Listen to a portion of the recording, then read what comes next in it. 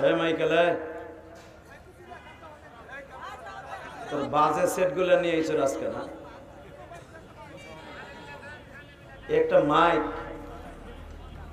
এত সুন্দর প্যান্ডেল, এত সুন্দর আয়োজন, ঘোরার কোথার থেকে একটা মাইক নিয়েছে। এই স্পিকার আমার দিকে ঘুরাই মগায়, স্পিকার আমার দিকে মার, মাইকও একটা আমার দিকে মার।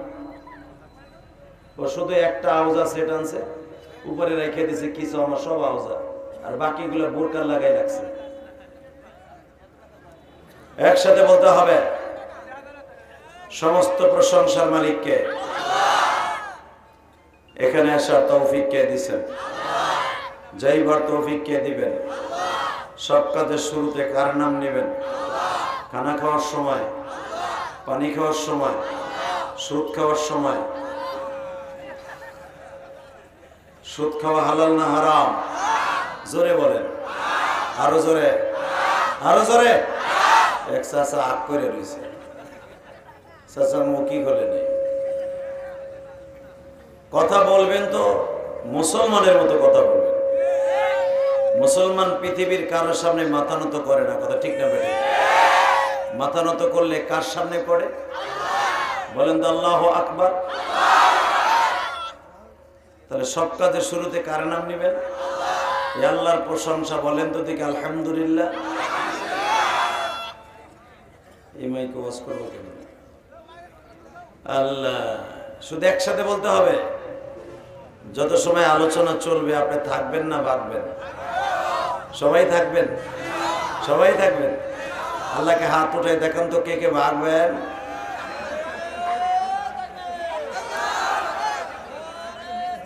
এ হইছে রাত লাহু বিল হুদা ওয়া দীনিল হক ودين الحق ليظهره على الدين كله وكفى بالله شهيدا أما بعد فقد قال الله تبارك وتعالى فأعوذ بالله من الشيطان الرجيم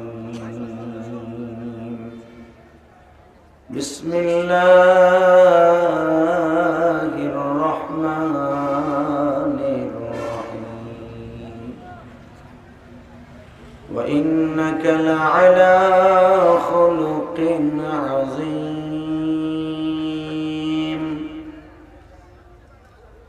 لقد كان لكم في رسول الله أسوة حسنة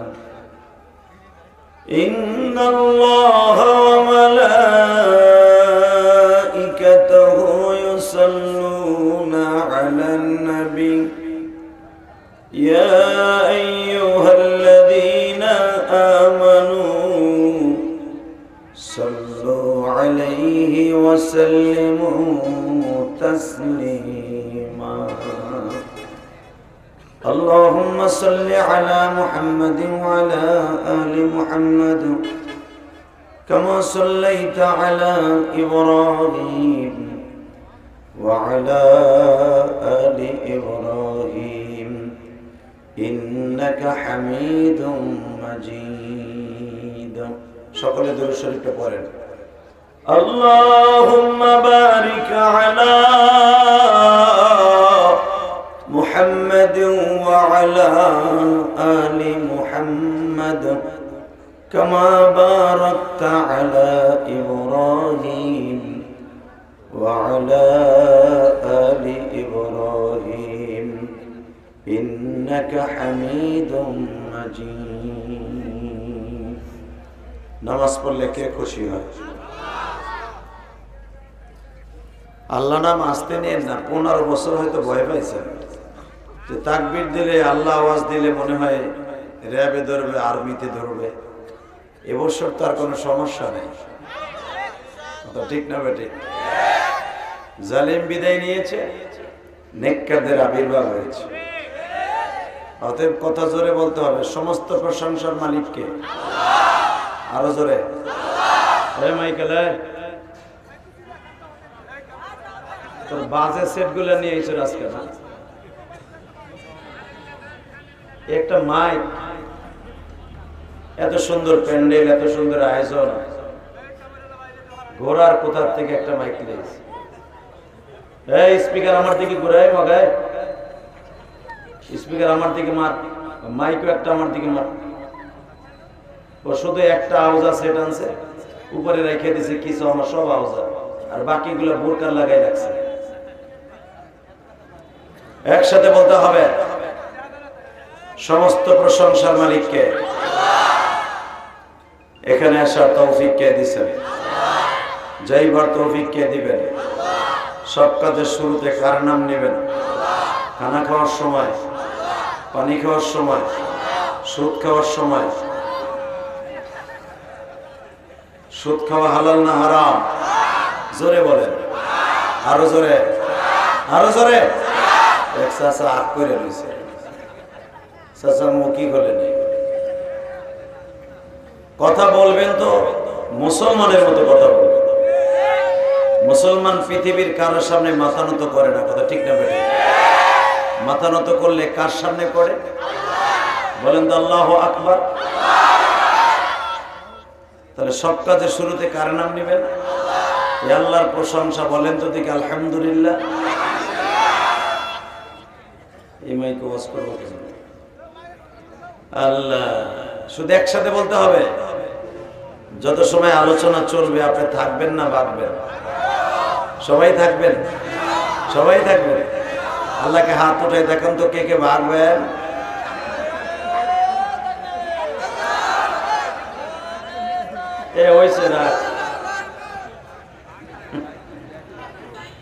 ভাগবেন কে কে, তাকবীর দিয়ে সে ভেঙে যাবে। তবে আমি জানি আপনারা সবাই থাকবেন ইনশাল্লাহ। বলেন। সিরাজগঞ্জ জেলা, জেলা কামারখন্দ নাকি? কামারখন্দ থানাধীন কুটির চর।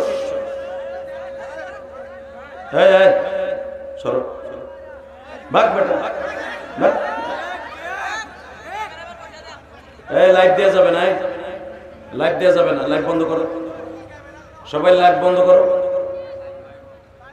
Light off. এই লাইট দেওয়া যাবে না, লাইট দিয়েছো নাকি? কোটেশ্বর কবরস্থান বাইতুল নূর হাফিজিয়া কওমি মাদ্রাসা ও এতিমখানা উন্নয়ন প্রকল্পে একদিন ব্যাপী ওয়াজ ও দোয়া মাহফিলের সম্মানিত সভাপতি, আপনাদের অত্যন্ত প্রিয় মানুষ, এই নলকার কৃতি সন্তান এবং মেম্বার জনাব আলহাজ মকবুল হোসেন। কই আপনি? মাশাআল্লাহ, বুড়া বয়সে মেম্বার, দেখছেন? জান্নাতের মেম্বার, মারহাবা। আজকের মাহফিলের প্রধান অতিথি আপনাদের বিশিষ্ট সমাজসেবক হাজী মোহাম্মদ আসাব আলী।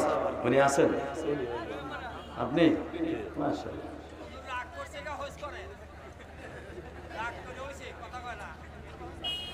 আপনি কথা কম কম।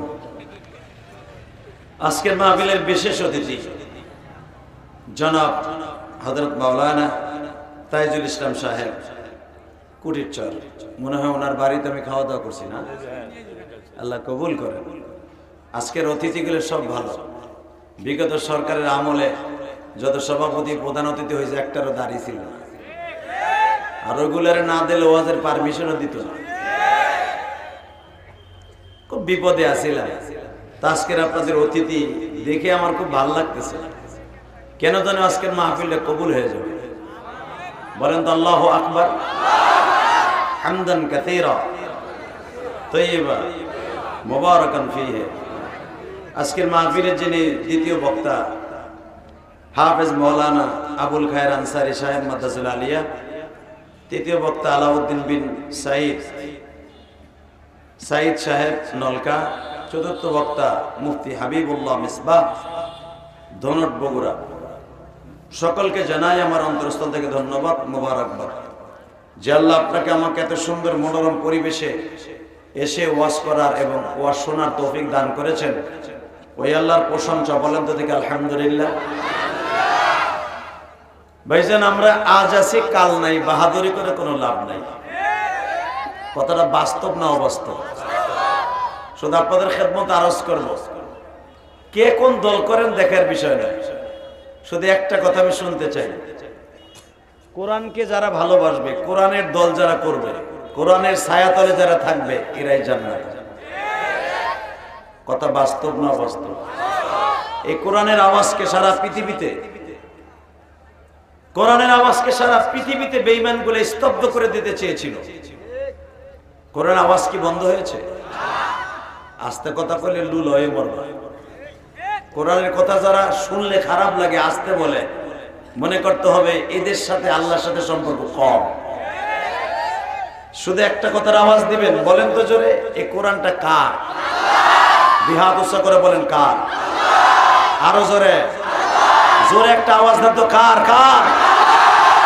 এই আওয়াজ যদি কেউ বন্ধ করতে আসে, ওর টিটু চেপে ধরবো, ওর গলা চেপে ধরবো। রাজি আছেন না নাই? কে কে রাজি আছেন? আল্লাহকে দুই হাত তুলে দেখায় দাও।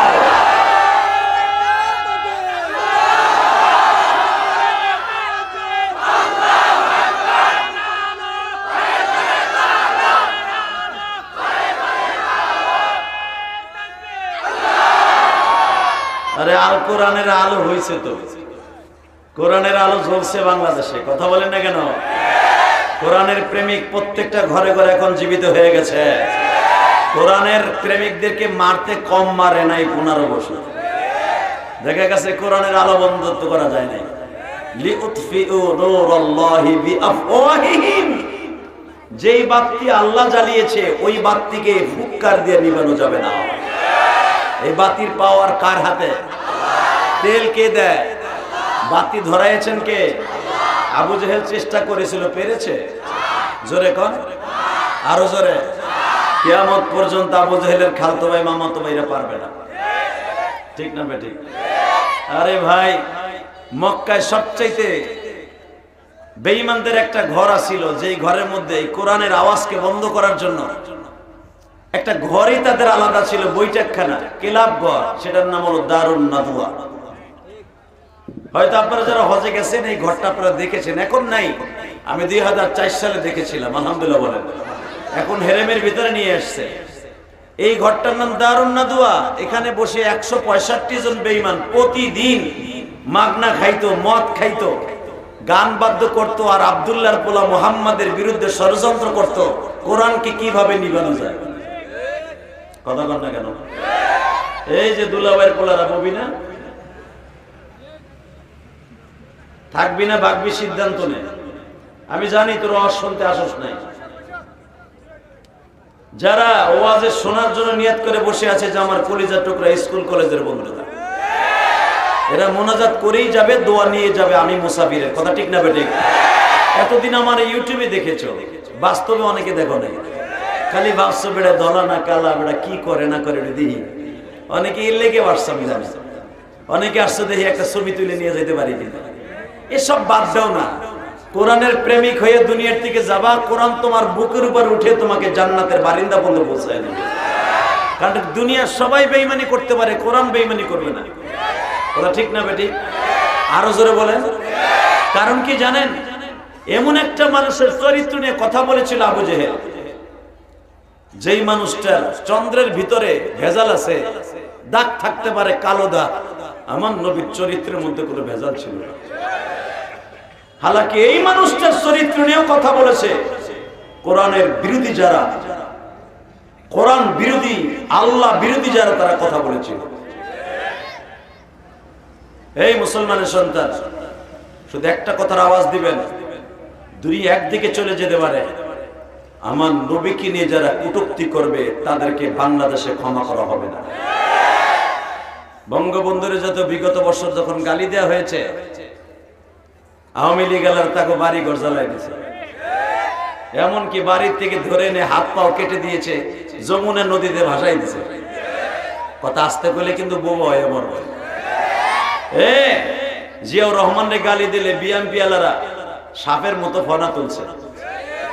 হালাকে আমার প্রিয় হাবিব যার চরিত্রের গ্যারান্টি আল্লাহ দিছে, আমি আয়াতটা পড়বো, আপনি এত জোরে আল্লাহু আকবার বলবেন, আপনার জীবনে এই সিরাজগঞ্জের জমিনে কামারখন্ড থানায় আওয়াজ দিয়ে দেখান নাই এই নলকা, এই সিরাজগঞ্জ যে আমার নবীরে কত ভালোবাসে।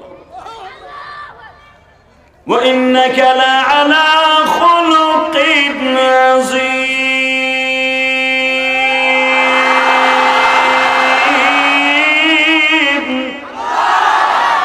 লাকাদ কানা লাকুম ফি রাসূলিল্লাহি উসওয়াতুন হাসানাহ। আরে যেই মানুষটা জীবনে উম্মতের চিন্তায় পেট ভরে খায় নাই, আবু জাহেল নবীর মারে, তারপরে আবু জাহেল লেগে দোয়া করে। ওমর আমার নবীর মাথা কাটার লেগে তরবারি নিয়ে ঘুরে, আমার নবী কাবা ঘরের গেলাপ ধরে ওমরের লেগে দোয়া করে। এই দয়ার মানুষটারে, এত রহমতের মানুষটারে কি ষড়যন্ত্র করে মক্কা থেকে বিতাড়িত করা যায়? কলিজার ভাইরা আমার, যায়। শুধু আমি দেখব, চোখের পানি দিয়ে একবার যদি রাসূলকে জীবনে একবার স্বপ্নে দেখতে চান, জীবনে যদি একবার আমার নবীর মৃত্যুর আগে হলেও দেখতে চান, এই কোরআনের ছায়াতলে চলে আসে।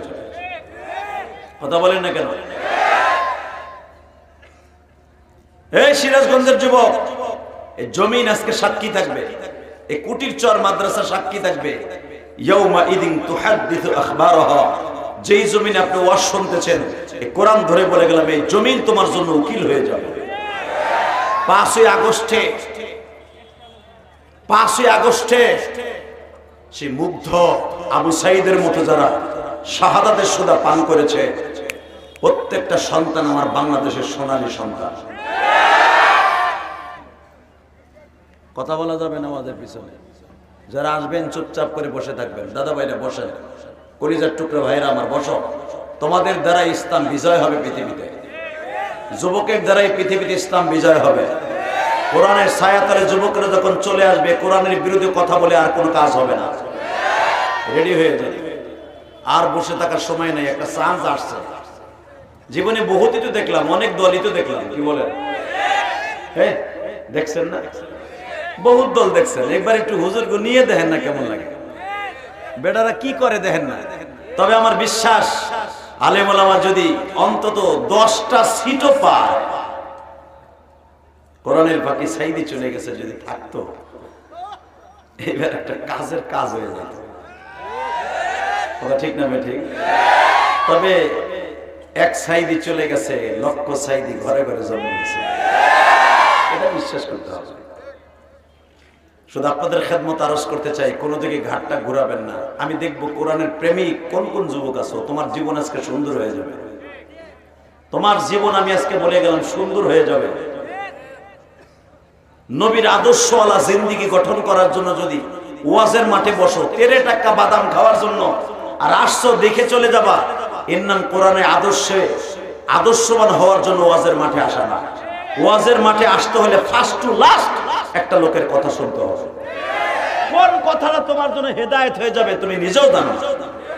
আবু জেহেল হেদায়েত পাইতো, একটা মাত্র কায়দাতে পারে নাই। কারণ জানেন, আবু জেহেলের সামাজিক বৈষম্য এত ছিল যে মুহাম্মদ আমার ভাতিজা, ওর কাছে কালেমা পড়বো কেন? এই সামাজিক বৈষম্যতার কারণে, আর এই বৈষম্যতার কারণে আজকে বাংলাদেশে আওয়ামী লীগের পতন হলো। কথা বলেন না কেন? সে যদি বৈষম্য ঠিক মতো দিত, খালি মুক্তিযোদ্ধাদের নিয়ে রঙের বেলুনের মতো ফালাইছে আর ভুয়াইছে।